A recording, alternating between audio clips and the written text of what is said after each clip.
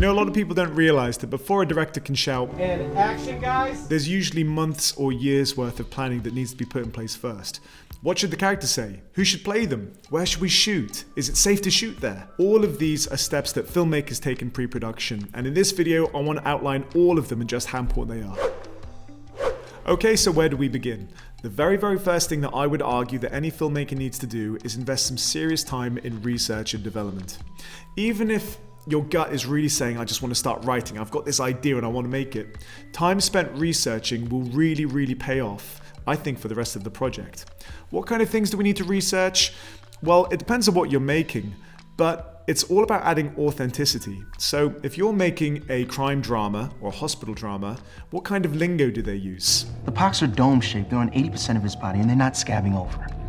If you're making anything scientific, like something based in space, what kind of physical, scientific factors are going to impact your narrative?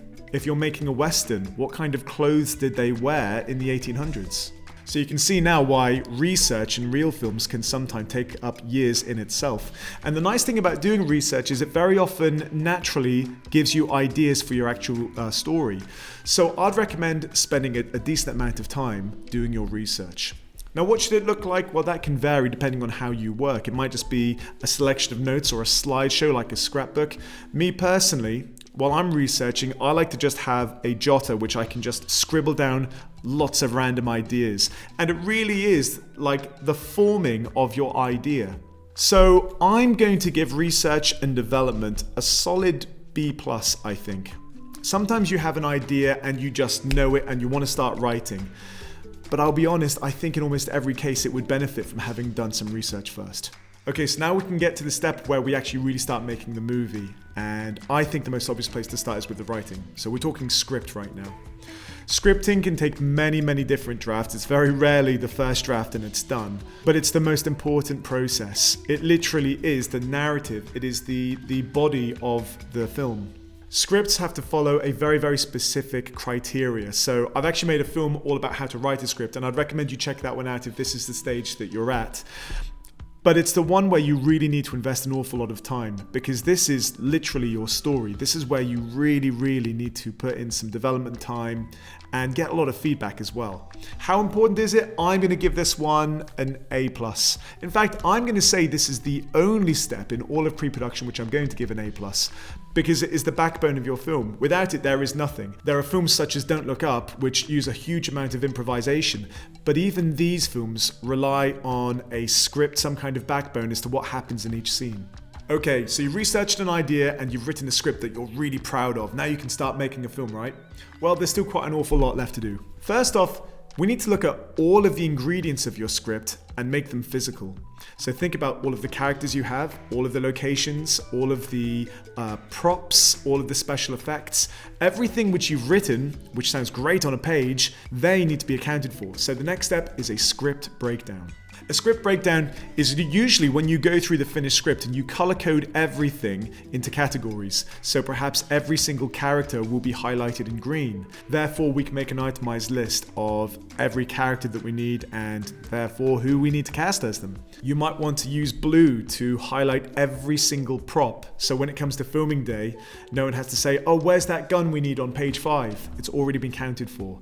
So we use the script breakdown to literally almost to do like a stock check of every single element that's going to be needed. Every sound, every piece of music, every character, every location. How important is this? I'm going to give this one a solid A, because there is nothing worse than doing your storyboard, your script, and getting all of your cast ready, and then you get there on the day to start filming and someone has forgotten that key prop. So this step really makes sure that everything is accounted for. Next up, it's time to do some art design, and this isn't just going to be the characters, it's also going to be the locations, the props.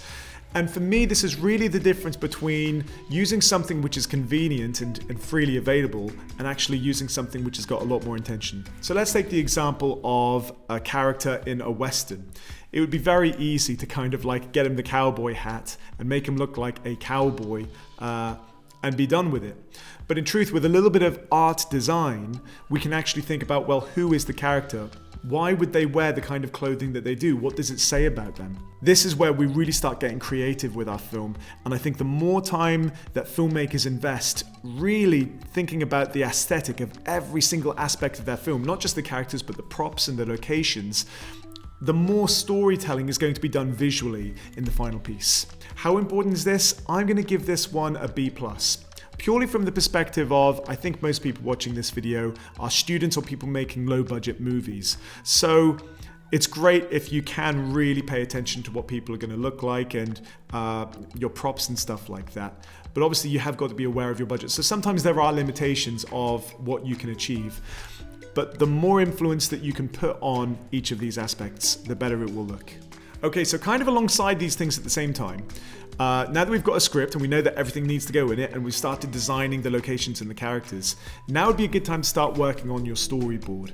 So the storyboard, bear in mind, is just your first visualization as to what this film is actually going to look like through the lens. Now storyboards are really important because they provide you with an opportunity to start seeing what works and what doesn't work before you start recording. I've actually made a video all about how to draw a storyboard, and I'm a really big believer that you don't need to be an artist to do it, so you can check out that video just here. Now, I really want to stress the point that storyboards, like I said, are just the first iteration of how it might look. I like to think them more as a guide than as a set way of doing things.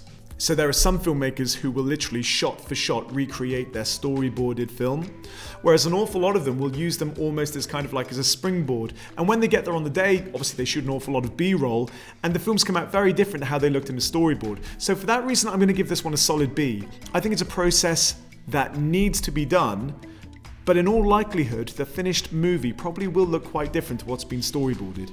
Okay, so next step, just as our script breakdown, took everything from the script and itemized it.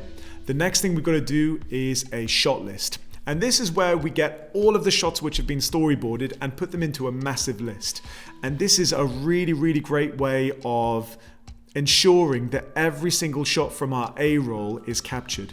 It also means that we can divide things up between first and second unit to ensure the best use of everyone's time, which obviously on a big film set can be very, very expensive. How important is this? I'm going to give this one an A-. Like I said with the storyboards, the truth is an awful lot of the shots which are actually used will probably just be from B-roll. But actually, to ensure that those key scenes are shot and to ensure that we make the best use of very expensive time, a shot list is the best way of doing that. Okay, next up, spending some time actually casting. Now, casting is a fairly labor-intensive process, especially on a short film, but one which really, really pays off. Now, I think again, a lot of people watching this video are probably going to have to resort to actors of just people they know, people who are willing to act for them. But the more time that you actually spend looking for the right part for the right person, I think the better performance and therefore the better film you're going to have. I'm going to give this one a B- because it's almost like an ideal sort of process, but one that I know isn't necessarily realistic. It usually takes the form of reading part of the script to camera so that we can actually see the chemistry between the character and the camera, but also between other characters. I think I actually interviewed about 3,000 Anakins. And from that 3,000, I narrowed it down to 3 boys. Scene 1A, take 1. Scene 1A, take 2.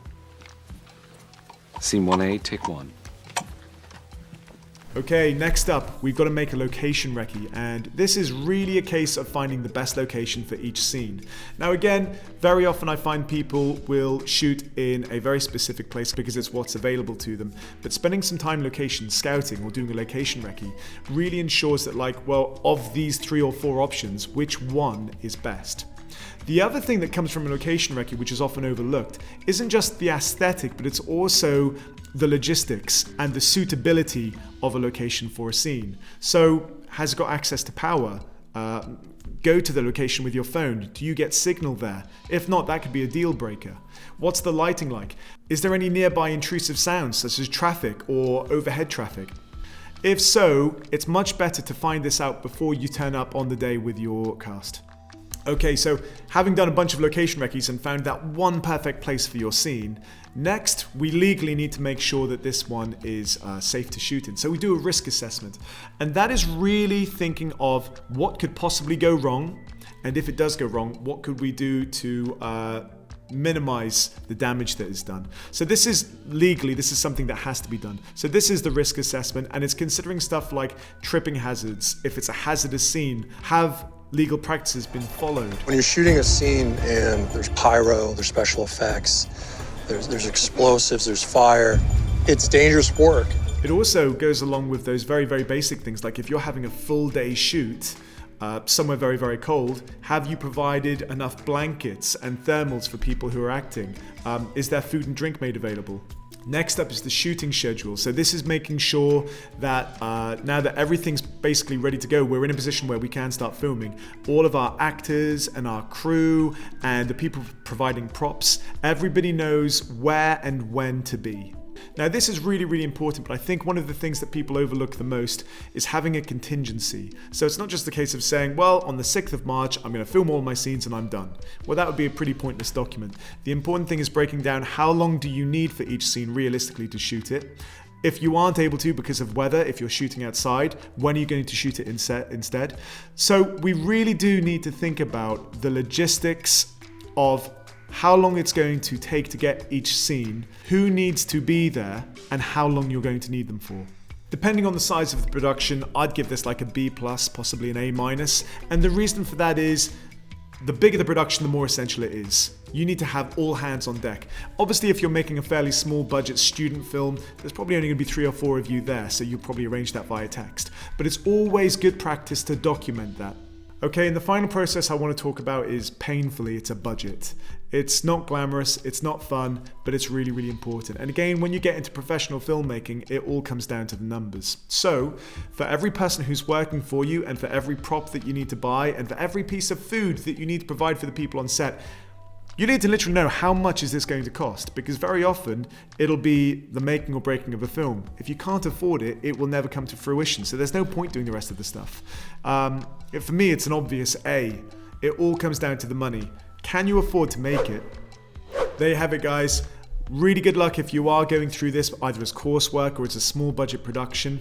If you're looking for where to go, I would actually signpost you to those 2 videos I mentioned earlier, how to script and how to storyboard. Really, they are the backbone of your film. That's what you need to turn up with on the day to start filming. As always, thank you very much for watching, and I'll see you next time.